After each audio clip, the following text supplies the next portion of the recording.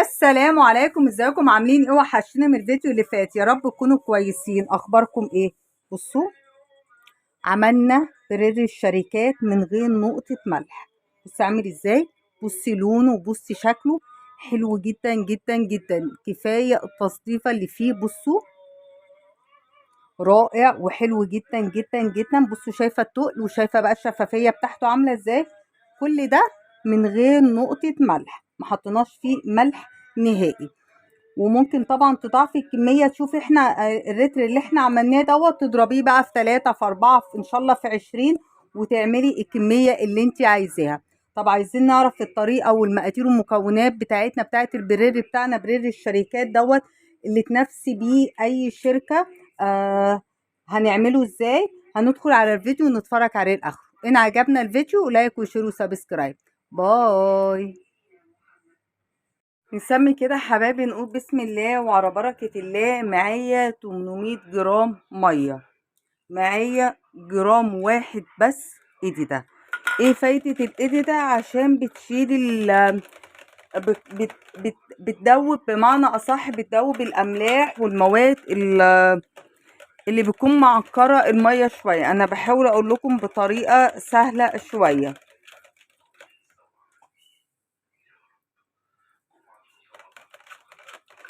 يعني بيبقى فيه حاجز املاح كده، فاحنا بندوبه. حطينا جرام واحد بس. بصوا حبايبي، ومعايا جرام تايلوس. بنعمل ايه؟ بعمل في الميه كده اكني بعمل دوامه، وبعد كده ببتدي ادوب التايلوس بتاعي. ان شاء الله هيطوب معانا بسرعه. هي الكميه اساسا قليله، فهيطوب ان شاء الله بسرعه. بس نقلب كويس جدا جدا جدا. عمليه التقليب مهمه جدا جدا جدا جدا. انا عايزه، عشان انا هعمل كيلو واحد بس 35 جرام صودا سايله. طب لو انا ما عنديش صودا سايله بعمل ايه؟ صودا قشور هحط النص، يعني 17.5 جرام صودا سايله. دوبيهم برضو في 17.5 جرام ميه وسيبيهم. انا دول مدوباهم من امبارح. الصوطة لما بتدوبيها قبليها بيوم بيكون اسهل، وهتلاقي الصوطة بتاعتك بقت شفافة كده، وبقت دايبة، وبقت احسن. نقلب كويس جدا. عايزة دلوقتي 100 جرام سلفونيك. بسم الله.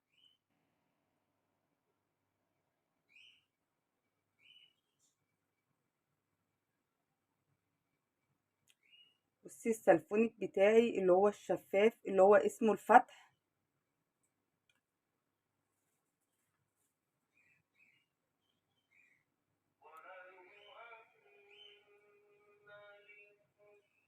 بس انا كده اخدت ال 100 جرام بتوعي، وهبتدي اقلب كويس جدا جدا. بصوا هتلاقيه ابتدى يتقل معاكي. هتحسي بصي القوام بتاعنا تقل كويس جدا جدا. في المرحلة ديت انا المفروض اسيبه يهدى مع نفسه على الاقل ساعتين او ساعة، عشان اقيس. بصوا هو سخن، اقيس البي اتش بتاعه يكون مظبوط. يعني انا لو قسته دلوقتي هيكون سخن ومش هيبقى مظبوط معايا. فانا هسيبه ساعتين يهدى، وبعد كده نقيس البي اتش بتاعنا ونكمل احنا هنعمل ايه. بصوا يا حبايبي، بعد ما سبته يهدى شويه كده المواد كلها تتفاعل، انا عايزه 10 جرام كمبرلين. بسم الله.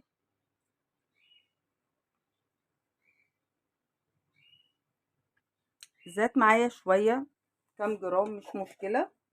وهبتدي اقلب كويس جدا جدا. زي ما اتفقنا، اهم مرحله معايا في الصابون مرحله التقليب. انا ممكن اعمل نفس الترتيب واحط نفس المكونات بتاعتي، بس اكون ما بقلبش كويس الوصفه مش هتظبط معايا. ومعايا 35 جرام تكسبون. انا مدوباه من امبارح في شويه ميه، عشان برضو الدنيا تكون معايا سهله. ما اقعدش لما التكسبون بتدوبيه في ميه سخنه بتقل من فاعليته، ولما بتدوبي معاه ملح بتقل برضو الرغوه بتاعته والفاعليه بتاعته. فليه نعمل كده؟ ما اقلبه من قبليها، ادوبه من قبليها، هتبقى الدنيا معايا احلى ومظبوطه كمان. بصوا الصابون بتاعي تقله حلو جدا جدا ما شاء الله. احنا عاملين لتر واحد بس. طبعا انت لما تحبي تضاعفي الكميه في واحد او في اتنين وفي تلاته، هتضربي المكونات في الكميه اللي انت عايزاها. انا دلوقتي عايزه 10 جرام بيبي فور اللي هو معزز الرغوه.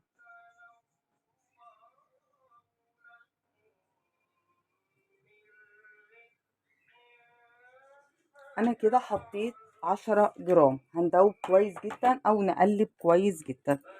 هرجع اقول احنا عاملين رتر واحد بس من البريش،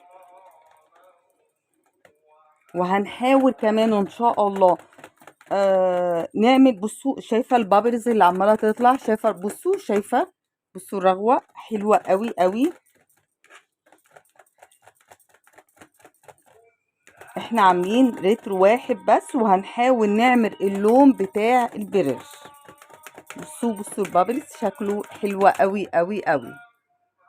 في نقطة مهمة جدا عايزة اكلمكم فيها. لو انا بعمل الصابون بتاعي والفوطة بتاعتي عايزة، يعني الصابون بتاعي عايزة ارفعه، يعني انا دلوقتي عايزة البي اتش بتاعي على 7، لقيته 4، هرفعه بايه؟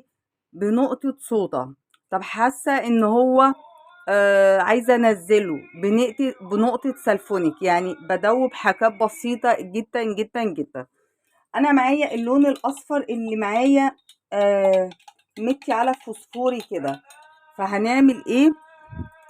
هشوفه لما هحطه في الصابون هيديني اللون الفوسفوري ولا اللون الاصفر، عشان هو اساسا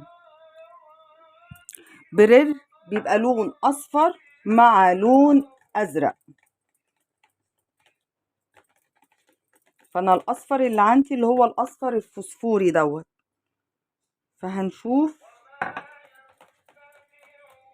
بصي هي حتة اللون ديت يعني ايه اللي بالنسبة لك مش مهمة، انا بعملها عشان التصوير وعشان ابقى عارفة الصابون دوت من الصابون دوت، ابقى انا مفرقة الصابون بتاعي.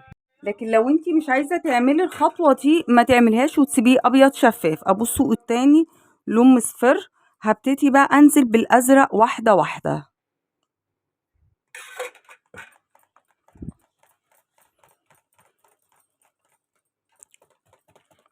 لغايه ما اوصل للدرجه اللي هو بتاع البرير اللي احنا بنشتريه من بره. بصوا عايز سنه.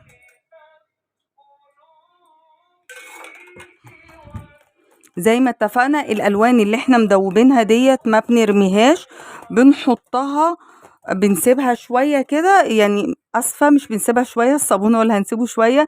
الالوان ديت بنحطها في علبه وبنقفلها كويس جدا وبنسيبها بنلون بيها الصابون بتاعنا. انا متهيألي هو ده اللون، يعني ابتدينا نوصل له، ولو ما وصلنالوش قوي يعني مش كارثه. انا بس حابه اظبط لكم زي ما بنجيبه من بره بالظبط. انا بصي الصابون عامل ازاي ولسه مرتاحش، بصي ما شاء الله ولا نقطه ملح. لو خدتوا بالكم احنا ما حطيناش فيه ملح نهائي.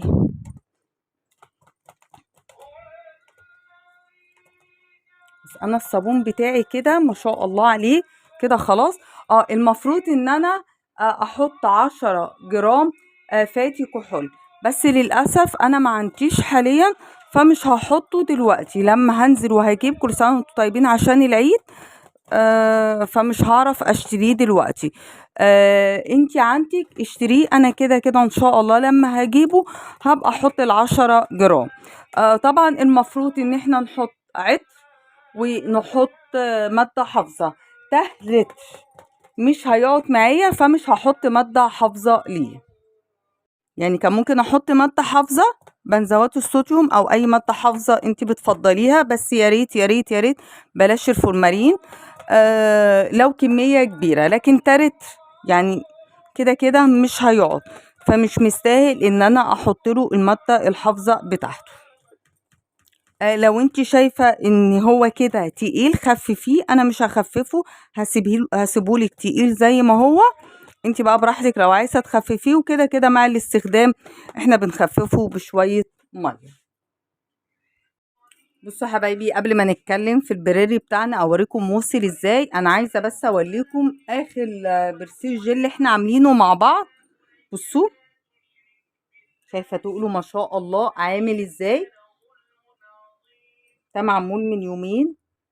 بصوا، يعني كمان اخففه اكتر من كده لو انا حابه اخففه، بس زي ما اتفقنا انا بسيب لكم الحاجه تقيله اصورها لكم تقيله، انا بقى عايزه اخفها او ما اخفهاش دي بتاعتي انا. ونفس القصه ليكي انتي حابه. عشان كده اوقات كتير في وصفات ما بقولكيش انا حاطه قد ايه ميه.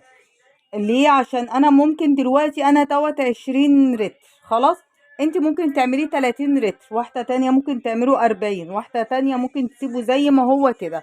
فعشان كده بقول في وصفات دي بترجع ليكم انتوا عايزينه عامل ازاي. بصوا ما شاء الله، شايفين عامل ازاي؟ تحفة تحفة بمعنى كلمة تحفة. بصوا بقى البريري بتاعنا، بصوا ده كده كمان لسه مرتاحش، يعني تاني يوم هيبان اكتر، يعني انا تاني يوم هيبان اكتر زي ده. لو رجعتي للفيديو المعلقه نزلت تحت، لو رجعتي للفيديو هتلاقي ان هو كان خفيف، كان لسه المواد كلها ما اتفاعلتش مع بعضها. تاني يوم بيبقى حاجه تانية خالص. بصي البريري بتاعنا، انا عايزه بس اوريكي الشكل. بصي البرير بتاعنا شايفه عامل ازاي؟ شايفه الشفافيه بتاعته عامله ازاي؟ وده لسه ما قعدش، يعني لسه ما ارتاحش. كل ما هيرتاح كل ما هيديني نتيجه احلى واجمل. بصوا ما شاء الله حلو قوي، من غير نقطه ملح. اللزوجه ديت من غير نقطه ملح، احنا عاملينه بس بالمواد بتاعتنا. بصوا تحفه جدا جدا جدا، خطير. اللون حاولت على قد ما اقدر ان انا اجيب لون البرير. الصابون ما شاء الله عليه، ربنا يبارك كده في اللي هيعمله ان شاء الله. وزي ما اتفقنا لو عايزه كميه اكتر احنا عاملين رتر واحد بس او كيلو واحد بس. انت عايزه بقى 2 3 4 10 هتضاعفي الكميه اللي احنا عاملينها. ما شاء الله حلو جدا جدا جدا. ربنا يحسن ما بين ايدينا وما بين ايديكم يا رب، وصفها تكون سهله وخفيفه على قلبكم. السلام عليكم ورحمه الله وبركاته.